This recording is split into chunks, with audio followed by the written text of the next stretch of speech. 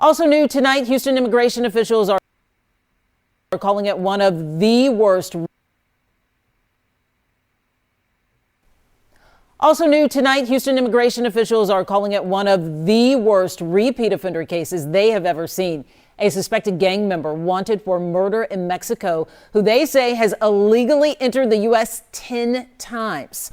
Jason Miles is on the story for us. Jason, they say this case is an example of why they're conducting these targeted arrests. That's what they say, Mia. This is the guy we're talking about, Humberto Avila. ICE says it's been tracking his back and forth movements across the border for more than 2 decades.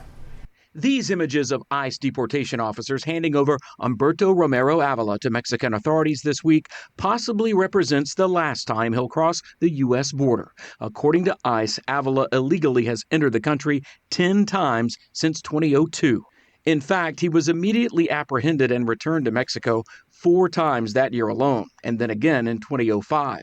Then in 2012, he was released to ICE after getting a DWI charge in Nacogdoches County after illegally entering the country for the 6th time. He was removed later that same year, but turned up again in 2013 following another DWI arrest, this time in Shelby County.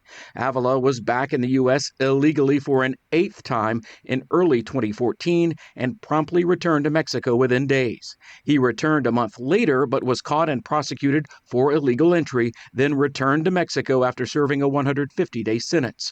The date and location of his 10th illegal entry is unknown, but he was flagged by ICE last March after yet another DWI arrest, his 4th, again in Shelby County.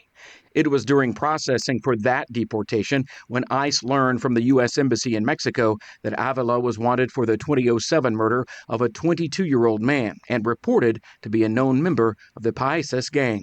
In a statement, the head of Houston's ICE enforcement and removal operations said, quote, "In the more than 30 years that I've worked in immigration enforcement, I'm not sure I've ever come across a more egregious offender or a better example of why immigration enforcement is so critical to maintaining public safety."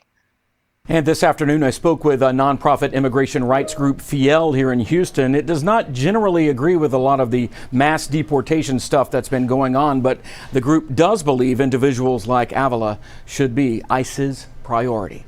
Reporting live from the newsroom, Jason Miles, KHOU 11 News. Getting an LLC for your business doesn't have to